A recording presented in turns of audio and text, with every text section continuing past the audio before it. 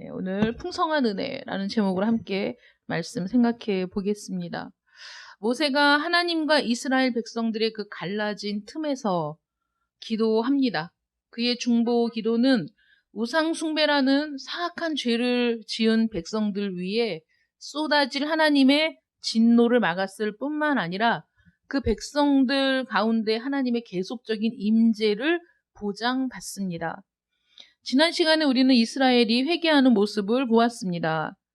하나님께서 너희는 목이 곧은 백성인즉 내가 길에서 너희를 진멸할까 염려함이니라 라는 말씀을 듣고 백성들이 슬퍼하며 하나님의 명령대로 장신구를 떼어냄으로써 자신들이 하나님 앞에 회개하고 있음을 드러내 보였습니다.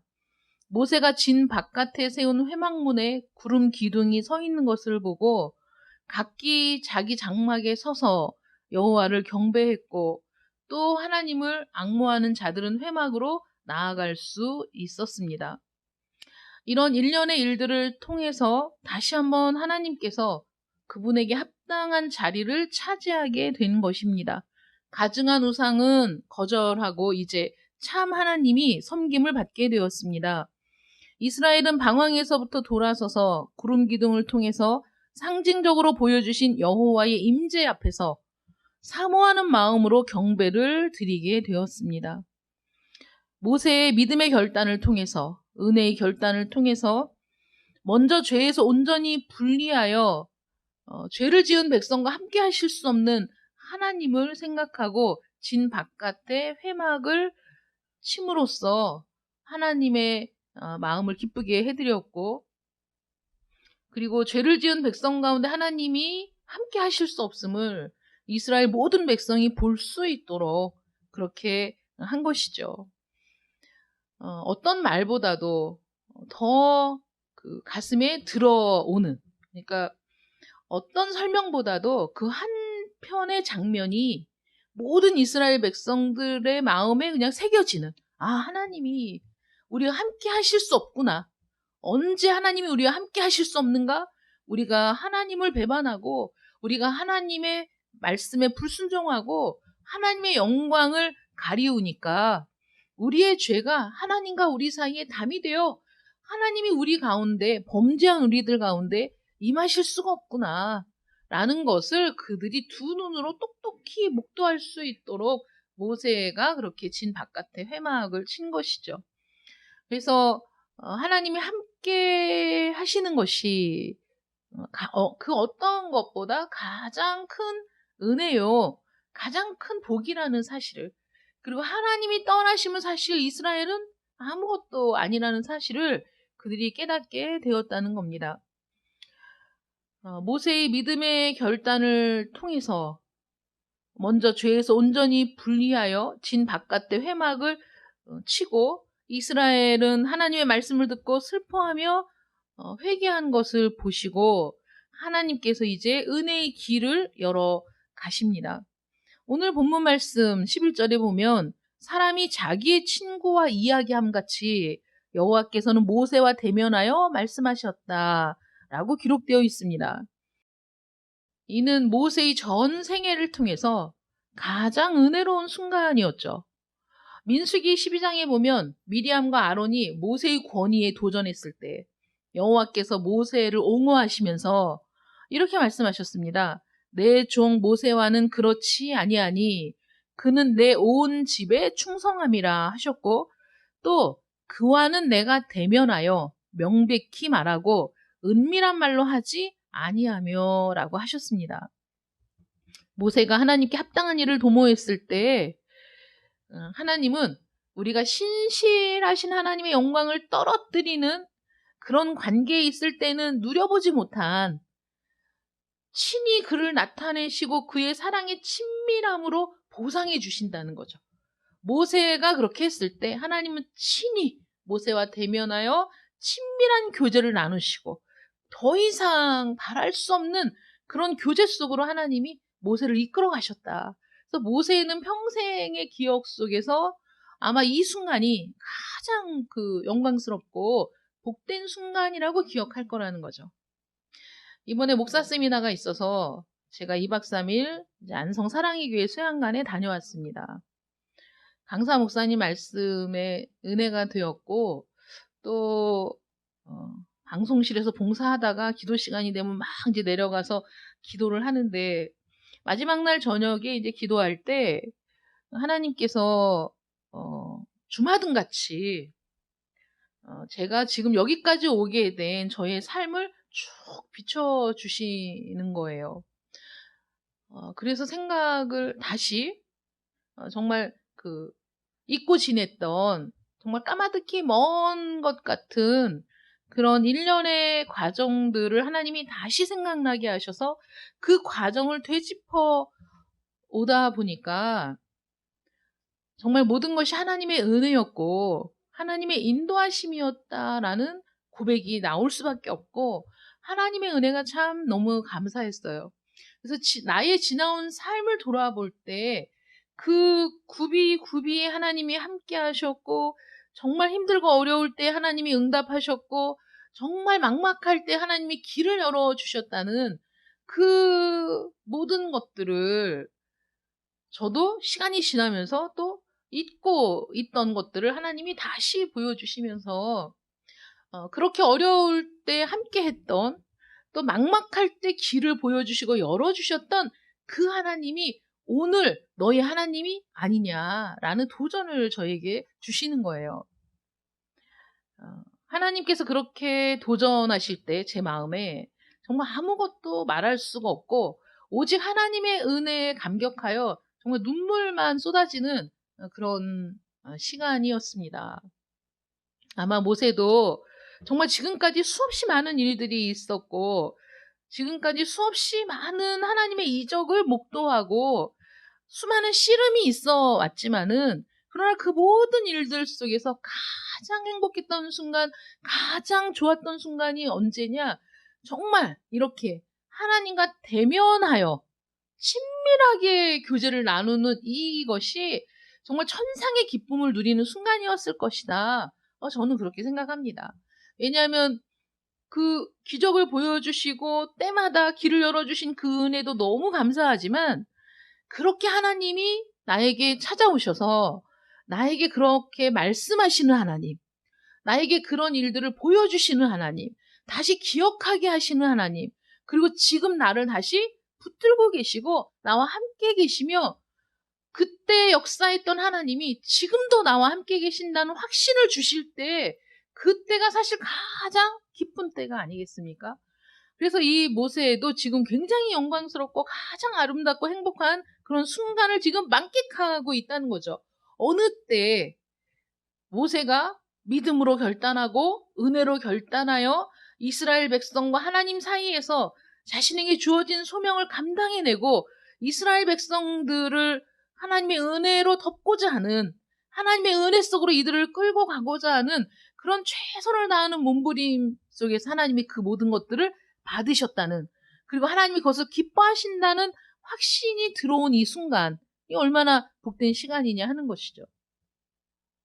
그때 모세가 이렇게 기도합니다. 모세가 여호와께 아뢰되 보시옵소서 주께서 내게 이 백성을 인도하여 올라가라 하시면서 나와 함께 보낼 자를 내게 지시하지 아니하시나이다 라고 간구하기 시작합니다. 이스라엘이 회개하기 전에 하나님께서 이제 가서 내가 네게 말한 곳으로 백성을 인도하라. 내 사자가 내 앞서 가리라. 출애굽기 32장 34절에 이렇게 말씀하셨습니다. 이는 이스라엘이 회개하지 않아서 하나님이 친히 그들 가운데 거할 수 없었기 때문에 이렇게 말씀하셨죠. 내 백성, 내가 인도하여 낸 라고 말씀하신 하나님 아니셨습니까? 그러니까 지금 모세는 하나님과의 친밀한 관계 속에서 다시 이스라엘 백성들을 위한 중보의 기도를 하는 것이죠. 하나님이 올라가라, 내게 이 백성을 인도하여 올라가라 하시면서 나와 함께 보낼 자를 내게 지시하지 않았습니다. 라고 간구하는데 이제는 백성들이 그들의 죄를 뉘우치고 그들이 죄로부터 떠났음을 입증했죠.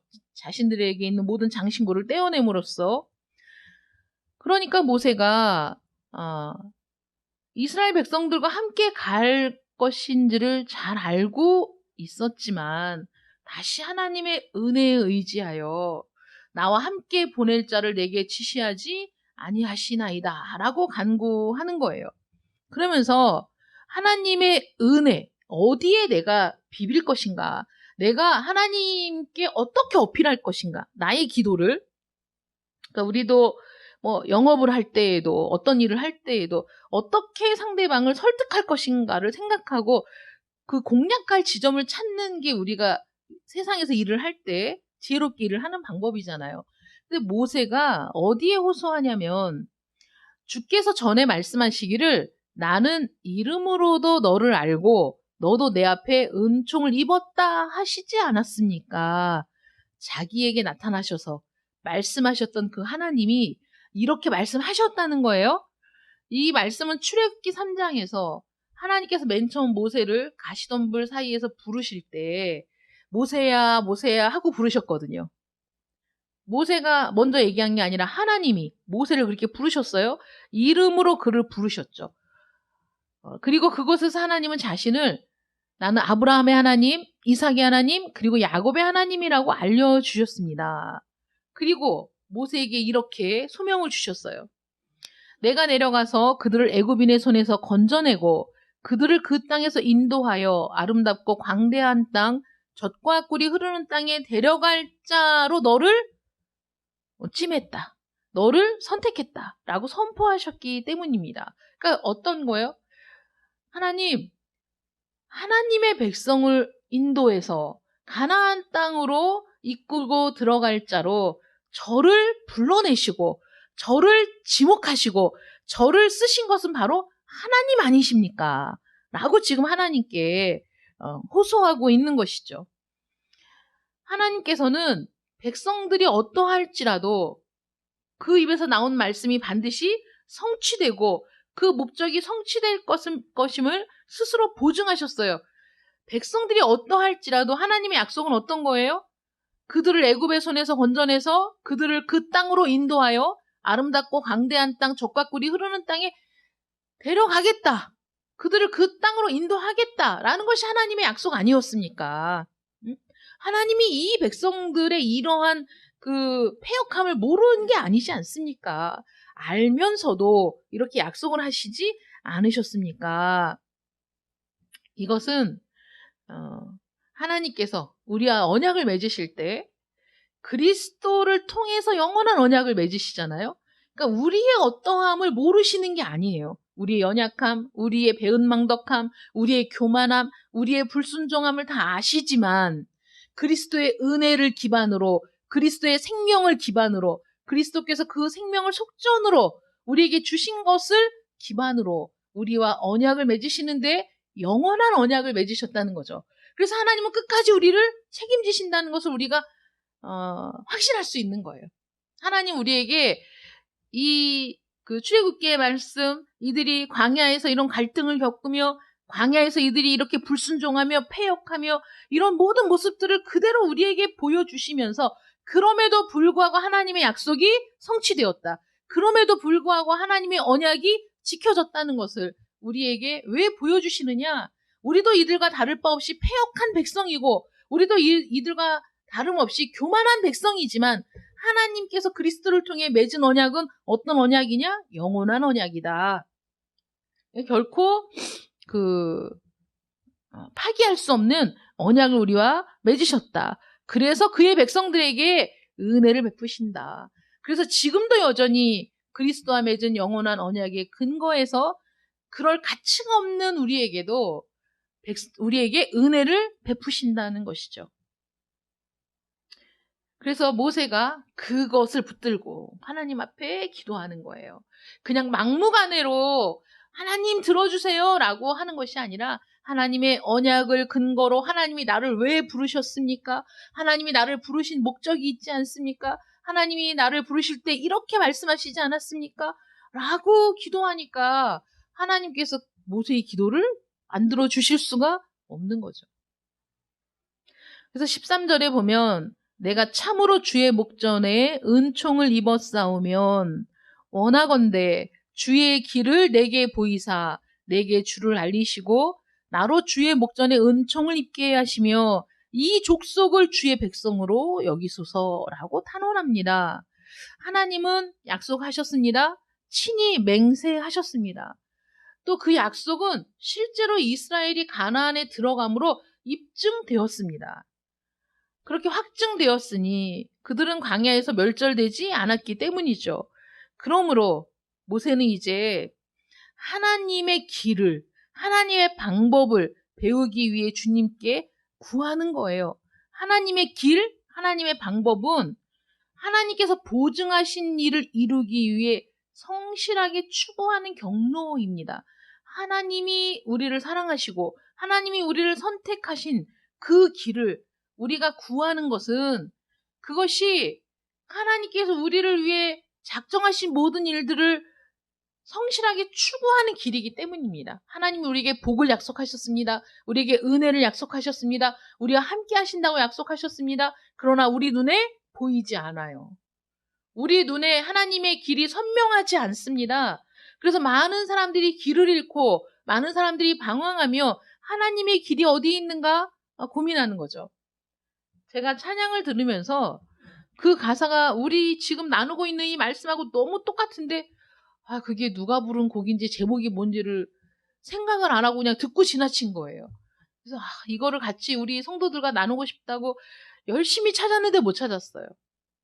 거기에 우리 지난주 나눈 말씀, 이 말씀, 이스라엘 백성들이 광야에서 우상을 숭배하고 하나님을 배반했으나 하나님은 여전히 그들을 사랑하셔서 그들을 포기하지 않으신다는 그 가사 내용이 그런 거거든요. 가사 내용으로 검색을 해도 못 찾았고, 내가 요즘에 봤던 그 유튜브, 찬양 그 유튜브를 살펴봐도 못 찾았어요.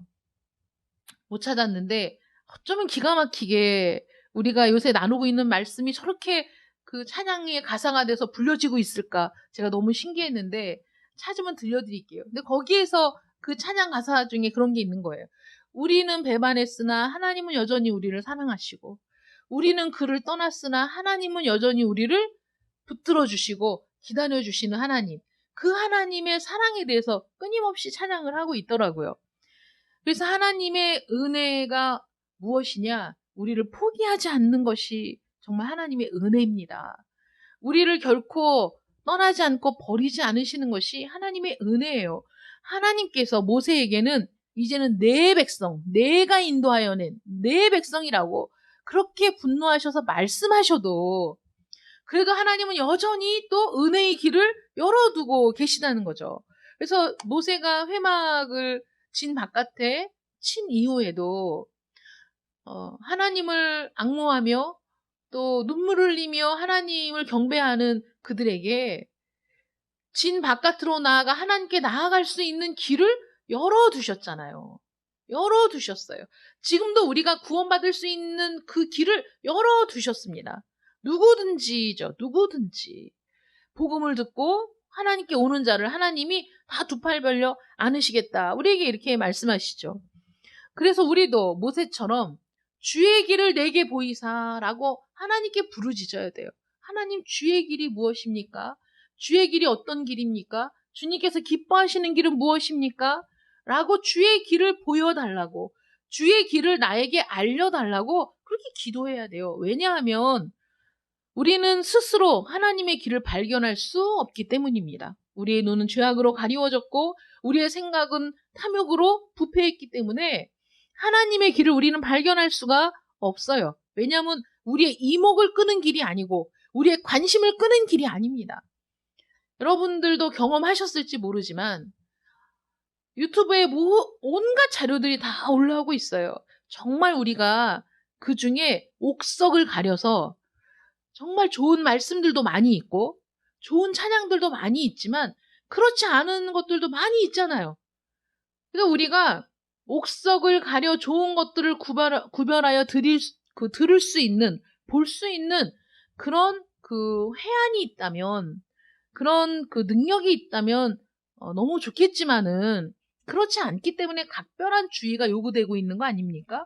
그래서 설령 여러분들이 좋은 말씀을 좀 듣고 싶다든가 좋은 찬양을 듣고 싶다든가 라고 그 클릭하는 순간에 우리 눈앞에 뜨는 건 어떤 거죠? 인기 있는, 조회수가 많은, 사람들의 관심을 끄는 그런 것들로 도배가 되어 있는 거죠. 그 중에 옥석을 가려서 정말 그 좋은 컨텐츠를 찾는다는 게 쉬운 일이 아니라는 거예요. 자극적이고 우리의 그 감성을 흔들거나 우리의 말초적인 신경을 자극하는 거, 이런 것들은 우리가 굳이 나는 그거를 보려고 들어간 것도 아니고 그런 것들을 찾으려고 들어간 것도 아닌데 어느 틈엔가 내 시선을 사로잡고 한 번이라도 궁금해서 들여다 보다 보면 훌쩍 시간이 가고 정작 내가 찾고자 하는 건 찾지도 못하는 이런 일들이 우리에게 다 우리가 경험하고 있는 일 아니냐 하는 거죠. 우리는 스스로 하나님의 길을 발견할 수가 없습니다. 우리는 스스로 거룩한 길을 찾지 못합니다. 우리는 스스로 하나님께서 기뻐하시는 길을 가기가 쉽지가 않다는 거죠. 그래서 주의 길을 나에게 보여달라고 우리가 하나님 앞에 기도해야 되는 거예요. 시편 25편 4절에 보면 주의 도를 내게 보이시고 주의 길을 내게 가르치소서. 또 시편 27편 11절에 보면 여호와여 주의 도를 내게 가르치시고 내 원수를 생각하셔서 평탄한 길로 나를 인도하소서. 시편에 보면 이런 표현이 굉장히 많아요. 주의 도를 내게 가르치소서. 주의 길을 내게 보여주소서. 이런 기도가 많은 거예요. 그게 무슨 뜻입니까? 기도하는 자들이 늘 기도했던 기도의 제목 중에 하나라는 거죠, 이게. 늘 간구하던 자들이, 늘 기도하던 자들이, 늘 하나님께 가까이 갔던 자들이 무엇을 구했느냐? 주의 도를 내게 가르쳐 주십시오. 주의 길을 내게 보여주십시오. 주의 길을 내게 가르쳐 주십시오. 라고 간구했다는 거예요. 그거는 우리가 그만큼 연약한 존재라는 것을 알고 있는 자들이 하나님의 도우심을 구하는 기도가 아니겠습니까? 그리고 왜 주의 길을 보여달라, 주의 도를 가르쳐달라 간구해야 되느냐? 오직 하나님만이 그의 길을 우리에게 보여주실 수 있기 때문입니다. 우리가 스스로 하나님의 길을 찾을 수 없기 때문이고 오직 하나님만이 그 길을 우리에게 보여주실 수 있는 분이기 때문에 하나님 앞에 그 길을 보여달라 간구해야 된다는 거죠. 주께서 생명의 길을 내게 보이시리니 시편 16편 11절 말씀입니다. 누가 생명의 길을 우리에게 보여줄 수 있습니까? 오직 하나님만이 우리에게 생명의 길을, 영원한 생명의 길을 우리에게 보여주실 수 있다는 거예요. 하나님이 없으면 안 됩니다. 하나님이 함께 하셔야 됩니다. 모세는 내 천사가 내 앞서 가게 해주겠다. 이 백성들과 약속한 게 있으니까 이 백성들이 가나안 땅에 들어가게 해주겠다라고 말씀하셨어도 그걸로는 부족합니다. 그걸로는 안 됩니다. 하나님이 함께 하셔야 됩니다. 하나님이 우리 가운데 있어야 됩니다. 하나님이 없으면 그 어떤 약속도 필요 없습니다. 라고 하나님 앞에 기도하는 거죠. 주의 길을 누가 우리에게 보여줄 수 있습니까? 주의 길을 누가 인도할 수 있습니까? 오직 하나님밖에 없습니다. 하나님만이 우리와 함께 있는 거, 하나님이 우리 가운데 임재하시는 거, 이것보다 중요한 일이 없다고 지금 모세는 하나님 앞에 탄원하고 있는 거죠.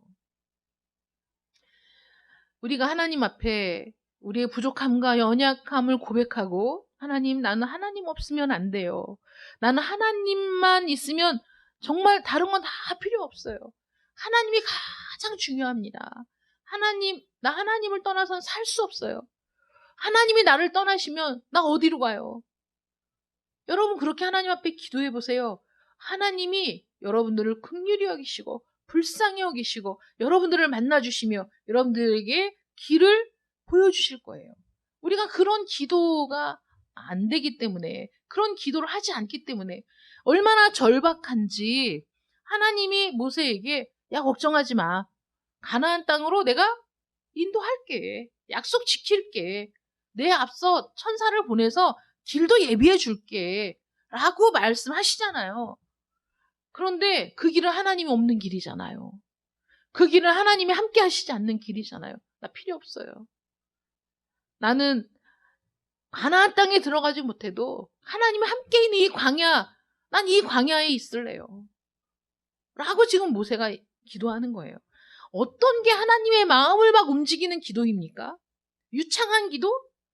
내가 잘했다는 기도? 내가 하나님의 뜻대로 살았다고 내 삶을 드러내는 기도? 아니요, 다 필요 없어요. 저 세리와 같이 구석에서 자기 얼굴을 무릎 사이에 파묻고 주여 나는 죄인이로소이다. 자기 가슴을 치며 탄식하는 그 기도를 하나님이 들으셨다잖아요. 모세가 지금 그렇게 기도하는 거예요. 하나님의 은혜를 입었어요. 모세는 지금 친구와 이야기하듯이 하나님과 말할 수 없는 친밀한 관계 속으로 들어갑니다. 그런데 자기 혼자만의 문제가 아니잖아요. 이 백성들 어떡합니까? 이 백성들 하나님 함께 하셔야죠. 이 백성들 하나님이 인도하셔야죠. 하나님 이 백성들 정말 이 이스라엘 백성과 모세가 무슨 상관이 있습니까? 그런데 모세는 이 백성들과 자기를 하나로 묶어서 하나님이 함께 하시지 않으면 다 필요 없어요. 다 소용없어요. 하나님이 없는 영광이 무슨 의미가 있습니까? 하나님 없는 부가 무슨 소용이 있습니까? 하나님 다 필요 없습니다. 가난해도 좋아요. 아무것도 없어도 좋아요. 광야라도 좋아요. 하나님이 함께 하시는 곳, 그것이 바로 내가 있을 곳입니다. 라고 지금 모세가 기도하고 있는 것이죠. 그러므로 이 족속을 어떻게 여겨달라고요? 주의 백성으로 여겨달라고. 이 백성을 주의 백성으로 여겨주십시오. 이 족속을 주의 백성으로 여겨주십시오. 라고 기도합니다. 이 기도를 한 번만 드렸겠어요? 여러분 성경을 읽어보면 이 이후에도 이스라엘 역사를 보면 가데스 바네아에서 불신앙으로 여호와의 진노를 사게 되었을 때에도 모세가 동일한 간구를 올리는 것을 볼 수 있어요. 그러니까 모세는 정말 끝까지 이 끊임없이 배역하고 끊임없이 하나님을 진노케 하는 이 백성들을 위해 중보자로서 자신의 소명을 다하고 있는 것을 볼 수 있는데 우리의 큰 대제사장이신 예수 그리스도께서도 요한복음 17장 9절에 내가 비옵는 것은 세상을 위함이 아니요 내게 주신 자들을 위함이니이다. 그들은 아버지의 것이로소이다 라고 간구했어요. 내가 왜 기도합니까? 내게 주신 자들을 위해서 기도합니다. 내게 주신 자들이 누굽니까? 아버지의 것입니다. 라고 그리스도께서 기도하셨다는 거죠. 모세도 마찬가지죠. 지금 나에게 데리고 올라가라고 하는 이 백성을 누가 나에게 붙여주셨습니까? 하나님이 붙여주셨습니다. 이 백성이 누구의 백성입니까? 하나님의 백성입니다. 라고 기도하고 있다는 거죠. 14절에 보면 여호와께서 이르시되 내가 친히 가리라 내가 너를 쉬게 하리라 라고 기록되어 있어요. 그런데 이 말씀이 조금 안 맞는 게 그 다음에 보면 주께서 친히 가지 아니하시려거든 우리를 이곳에서 올려보내지 마옵소서라고 또 나오거든요. 그래서 이 부분이 정확하게 기록되어 있는 성경이 몇 개 안 되는데 어떤 의미냐면 이런 의미인 거예요. 내가 친히 너와 함께 갈까? 내가 너를 쉬게 할까? 라는 모세를 향한 도전이에요. 모세를 향한 도전. 제가 아까 말씀드린 것처럼 이번 세미나 때 하나님이 저에게 제 삶에 함께 하신 하나님의 은혜를 보여주시면서 내가 너의 삶을 인도하고 그 고비마다 너에게 길을 인도하고 응답하고 또 비전을 주었던 그 하나님이 지금은 너의 하나님이 아니냐라고 나에게 도전하셨던 것처럼 모세에게도 그런 도전을 하고 있는 거예요. 내가 너와 함께 갈까? 내가 너를 쉬게 할까? 나를 그렇게도 거역한 너희와 내가 함께 갈 수 있겠니? 라는 도전인 거죠. 한 번도 아니고 두 번도 아니고 끊임없이 나를 거역하는 이 백성들, 내가 이들과 함께 갈 수 있을까? 라고 모세에게 도전하는 거예요. 하나님께서. 왜 이렇게 하느냐? 이제 모세의 믿음을 시험하시는 거죠. 너에게 어떤 믿음이 있는가? 지금 네가 붙들고 있는 것이 무엇인가? 여러분 하나님께서 우리를 시험하실 때 왜 우리를 시험하시느냐? 이런 걸 물어보시는 거예요. 너의 믿음이 지금 어떤지 아니? 너는 어떤 믿음을 갖고 있니? 너는 무엇을 붙들고 있니? 네가 지금 가는 길이 올바른 길이니? 라고 물어보시는 거예요. 우리는 순간적으로 헷갈리죠. 당황스럽죠. 나는 하나님을 믿는다고 여기까지 온 것 같은데? 그런 하나님의 도전, 하나님의 시험에 의해서 우리는 우리의 삶을 다시 돌아보게 되고, 그러면서 내 삶이 무너지는 것 같고 흔들리는 것 같으나 우리는 다시 견고한 믿음 위에 다시 세워지는 그런 그 계기를 우리가 만나게 된다는 겁니다. 이런 일들을 통해서. 내가 친히 갈까? 내가 너를 쉬게 할까? 라는 이 하나님의 말씀은 그의 마음이 도전이 되었다는 거죠. 그래서 믿음의 진정한 근거를 발견하도록 하나님께서는 그의 백성을 시험하신다는 거예요. 제자들이 그를 버리려고 할 때 예수님께서 12 제자들에게 무슨 말씀하셨습니까? 너희도 가려느냐? 다른 사람들이 다 나를 버린 것처럼 너희도 나를 버릴래? 여러분, 이 질문이 제자들에게 어떤 충격을 주었을 것 같아요? 내가 정말 주님의 제자 맞나? 내가 정말 주님을 사랑하는 거 맞나? 내가 정말 주님과 함께 생명을 주님께 드리고자 하는 그 열정이 있었던 게 정말 참이었나? 라는 자기 스스로에게 질문을 던지며 자기 스스로의 신앙을 다시 점검하는 그런 계기가 되지 않았겠습니까? 그러니까 모세가 이 하나님의 도전에 대해서 이렇게 얘기하는 거예요.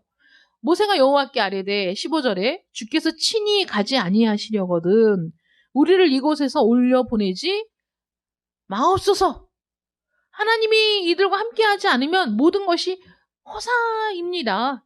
아무것도 아닙니다. 모세가 바라는 건 무엇이죠? 하나님께서 친히 임재하시는 것. 그의 열망이 무엇입니까? 정말 이 백성이 하나님과 자기가 경험한 것처럼 하나님과 친밀한 교제 속으로 들어가는 것, 그게 모세가 지금 바라는 거죠. 그러므로 16절에 모세는 이렇게 기도합니다. 나와 주의 백성이 주의 목전에 은총 입은 줄을 무엇으로 알리이까? 주께서 우리와 함께 행하심으로 나와 주의 백성을 천하 만민 중에 구별하심이 아니니까. 이게 무슨 말입니까? 나와 주의 백성이 주의 목전에 은총을 입었다고 말씀하시는데 은총 입었다는 걸 무엇으로 증명할 수 있습니까? 하나님이 질문하시니까 모세도 똑같이 질문하는 거죠. 하나님, 우리가 하나님의 백성이라는 것을 무엇으로 증명할 수 있어요? 무엇이 그것을 구별하는 기준이 됩니까? 라고 지금 얘기하는 거예요. 모세의 대답은 뭡니까? 주께서 우리와 함께 행하시는 것, 하나님이 우리 가운데 임재하시는 것, 그것이 나와 주의 백성을 천하 만민 중에서 구별하는 징표가 아니겠습니까? 그런데 하나님이 지금 우리만 올라가라 하시면 우리가 주의 목전에 은총 입은 걸 누가 알겠습니까? 여러분, 모세의 간구가 정말 기가 막히지 않아요? 하나님이 그의 백성 가운데 계시겠다. 내가 너희와 함께 하겠다. 라는 그 약속이야말로 모든 세상의 사람들로부터 하나님의 백성을 구별하기 위한 거 아니겠습니까? 하나님이 함께 하시는 백성, 하나님의 임재 가운데 있는 백성, 하나님이 임재하고 계시다는 사실 외에는 그들이 다른 모든 사람으로부터 구별되었음을 알아낼 수가 없을 겁니다. 우리가 주의 백성이라는 걸 아무도 모를 겁니다. 이 세대도 마찬가지죠. 모세의 시대만 이런 게 아닙니다. 지금도 마찬가지입니다. 하나님께서 성령을 이 땅에 보내주셔서 성령께서 우리와 함께 하시고 우리를 세우시고 그리고 우리를 세상으로부터 구별해서 교회 무엇입니까? 구별된 자들이죠. 세상과 구별된 자들. 교회 무엇입니까? 하나님의 백성이라는 거잖아요. 하나님의 자녀들이라는 표시 아닙니까? 그래서 우리는 교회가 되었어요. 성령이 아니고서는 교회가 될 수 없습니다. 성령이 아니고서는 구별된 자들이 될 수가 없습니다. 오직 하나님의 영으로 말미암아 하나님이 함께 하심으로 말미암아 하나님이 우리 가운데 임재하심으로 말미암아 우리는 하나님의 백성이 되고 하나님의 자녀가 되고 그 하나님의 자녀가 된 자들이 모여있는 곳이 교회라는 거예요. 교회. 세상으로부터 구별된 자들. 그러므로 이 세상은 크게 나누면 두 개밖에 없는 거예요. 성령의 임재 속에서 성령이 활동하는 영역 가운데 있는 자들과 사단의 활동과 그 능력의 영역 안에 있는 자들로 구분될 수밖에 없는 겁니다. 그때 여호와께서 모세에게 응답하십니다. 내가 말하는 이 일도 내가 하리니 너는 내 목전에 은총을 입었고 내가 이름으로도 너를 알미니라. 인정하시죠? 내가 이름으로도 너를 알고 너는 내 목전에 은총을 입은 자. 그래서 내가 이 일도 하겠다 라고 말씀하십니다. 내가 친히 가리라, 내가 너를 쉬게 하리라 하신 말씀을 이루시겠다 라고 말씀하시죠. 도전을 하셨지만 그러나 그 도전은 모세가 자신의 신앙을 점검하고 하나님과 자신 사이에 하나님께 어떻게 간구해야 하는지, 무엇을 붙들어야 하는지 그것을 깨닫게 하시고, 그리고 모세가 하나님 앞에 정확하게 간구했을 때 하나님이 그래, 됐어. 내가 너와 함께 할게. 내가 너와 친히 함께 갈게. 내가 너를 쉬게 할게. 라고 약속해 주시는 겁니다. 종의 간청에 대해서 하나님께서 친히 대답하신 것이죠. 그의 마음의 확신을 위해 하나님께서 이렇게 말씀하셨습니다. 이제 이스라엘이 광야를 횡단하는 일에 있어서 그들의 안전이 보장되었어요. 하나님이 함께 하신다는 이 약속을 통해서. 이 모든 것이 하나님의 은혜라는 겁니다, 여러분. 은혜는 하나님의 모든 요구를 위반한 백성들에게 허락하신 게 은혜예요. 값없이 주는 은혜. 값없이 주는 게 은혜입니다. 이 하나님의 모든 요구를 위반하고 하나님을 배반하고 하나님의 영광을 가리우는 이 백성들에게 하나님이 허락하신 이것이 은혜가 아니면 무엇이 은혜입니까? 모세라는 중보자를 통해서 그의 간구에 대한 응답으로 하나님이 이스라엘 백성들에게 은총을 베푸시는 거죠.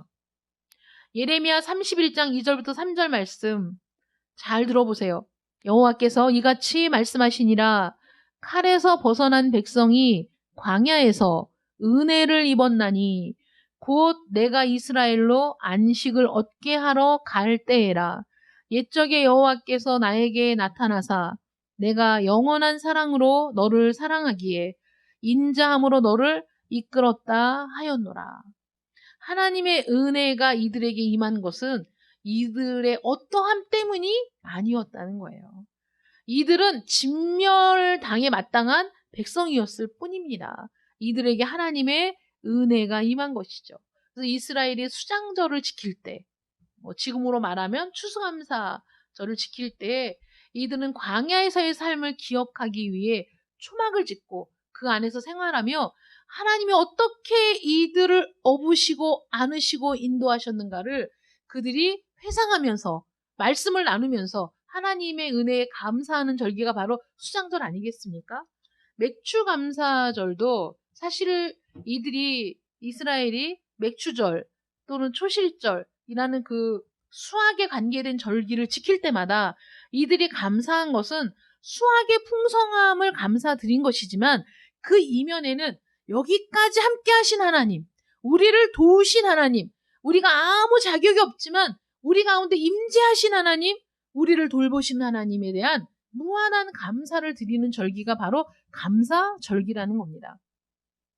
이스라엘의 하나님이 그리스도인들의 하나님이 되신다는 건 참으로 감사한 일입니다.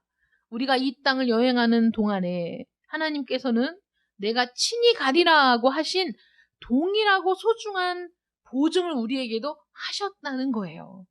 이 말씀이 우리에게 주어졌다는 것은 이스라엘 백성들에게만 하신 것이 아니라 내가 오늘날 너희와도 이렇게 함께 할 거야 라고 약속하신다는 것이죠.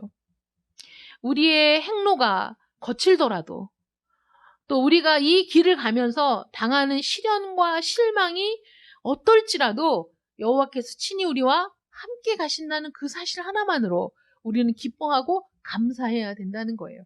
그래서 하나님께서 우리에게 항상 기뻐하라, 쉬지 말고 기도하라, 범사에 감사하라 하실 수 있는 이유는 내가 함께하기 때문이야 라고 말씀하신다는 것이죠. 무엇으로 인해서 항상 기뻐할 수 있습니까? 감사할 수 있습니까? 하나님이 함께 하시니까. 모세의 간구처럼 하나님 없이 올라가는 거 필요 없어요. 하나님 없이 가나안에 들어가는 거 우리에게 축복 아닙니다. 광야에 있어도 하나님이 함께 하시는 게 축복입니다. 광야에 있어도 하나님이 함께 하시는 게 우리에게 가장 좋은 겁니다. 라고 탄원 드렸던 것처럼 우리가 이 길을 가는 동안에 어떠한 길을 만나도 하나님 말씀하시죠. 내가 너희 길에 모든 장애를 없애주겠다. 내가 너희 길에 모든 어려움을 없애주겠다. 라고 약속하시지는 않으셨어요? 그러나 함께 하신다고 약속하셨다는 거죠. 그 함께 하심이 우리에게 참으로 감사한 일이라 하는 거예요. 볼지어다 내가 세상 끝날까지 너희와 항상 함께 있으리라 하시니라 라고 말씀하셨습니다. 우리를 두둔하고 보호하며 이끌고 인도하며 위로하고 기쁘게 하시는 분이 우리 하나님이시죠. 그래서 시편 46편 1절에 환난 중에 만날 큰 도움이 되신다라고 고백하고 있습니다. 믿음으로만 우리가 이렇게 행할 수 있습니다. 믿음으로만 이 길을 볼 수 있어요. 믿음으로만 하나님의 임재를 우리가 확신하며 나아갈 수 있습니다. 이사야 41장 10절에 두려워하지 말라 내가 너와 함께함이라 놀라지 말라 나는 내 하나님이 됨이라. 이사야 43장 2절 말씀에 내가 물 가운데로 지날 때에 내가 너와 함께할 것이라 강을 건널 때에 물이 너를 침몰하지 못할 것이며 네가 불 가운데로 지날 때에 타지도 아니할 것이요 불꽃이 너를 사르지도 못하리니. 말씀이 잘못된 거 아닙니까? 내가 물 가운데로 지날 일이 없게 할 것이다. 내가 강을 건널 때 물이 너를 침몰할 일은 전혀 없을 것이다. 불 가운데로 지날 일도 없게 할 것이다 라고 말씀하시지 않으시잖아요.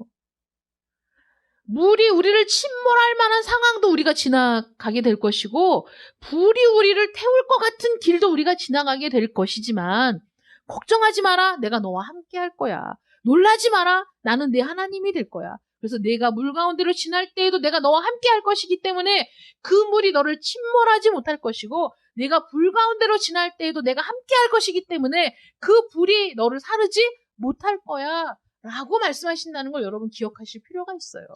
왜 어려운 일이 있습니까? 왜 힘든 일이 있습니까?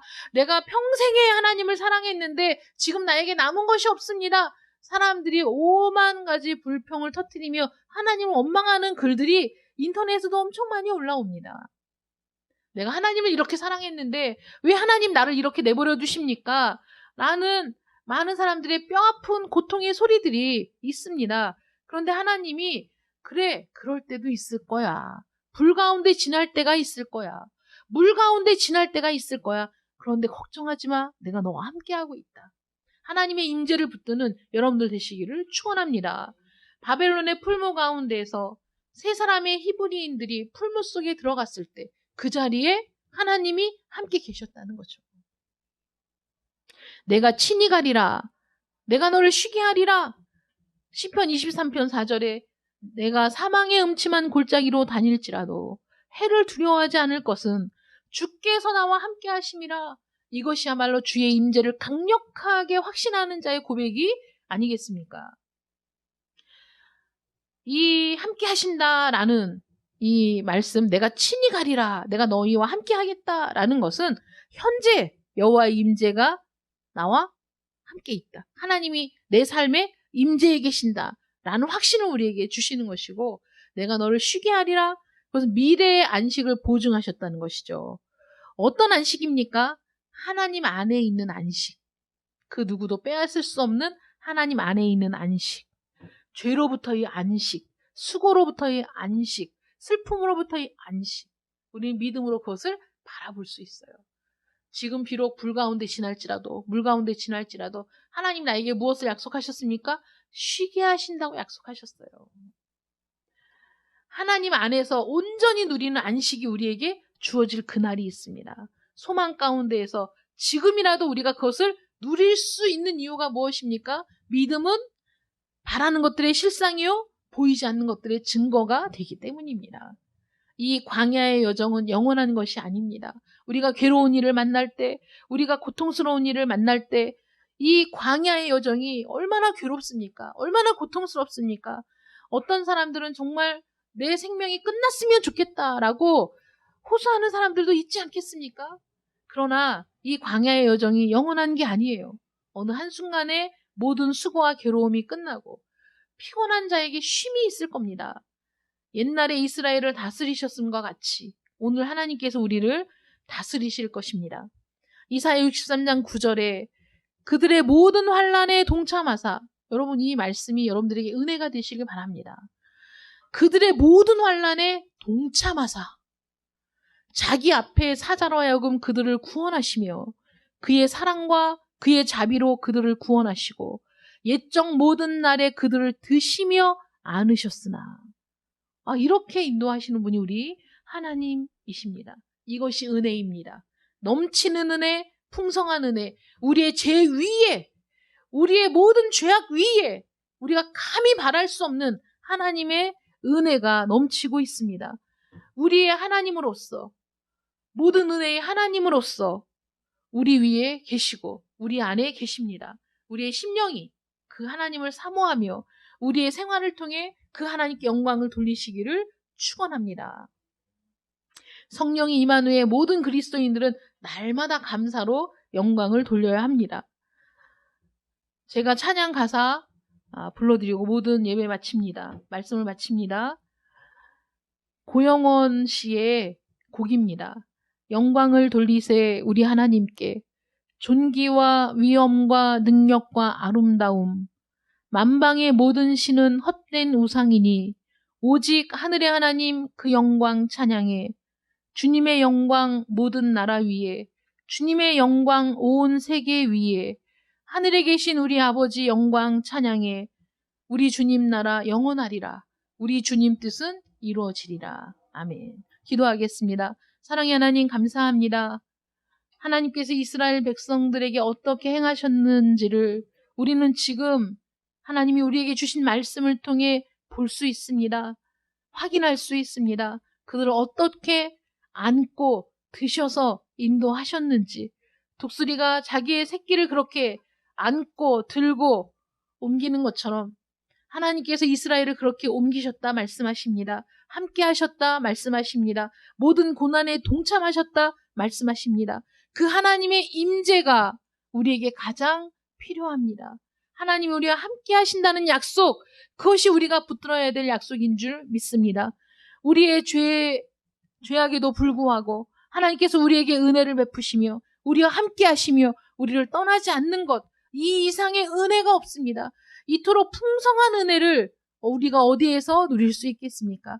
하나님, 광야에서의 모든 여정이 은혜의 여정이었던 것처럼 오늘날 우리의 삶도 은혜의 여정인 줄 믿습니다. 그러므로 오늘 하나님께 감사합니다. 하나님께 영광을 돌립니다. 우리의 평생에 다 가도록 우리의 모든 삶의 순간순간 하나님의 영광을 찬양하며 하나님을 기뻐하며 하나님의 나라가 이루어지기를, 하나님의 뜻이 성취되기를 간구하는 저희들 되게 하시고 하나님의 임재 가운데 머무는 저희들 되게 하여 주시옵소서. 예수님의 이름으로 기도드립니다. 아멘.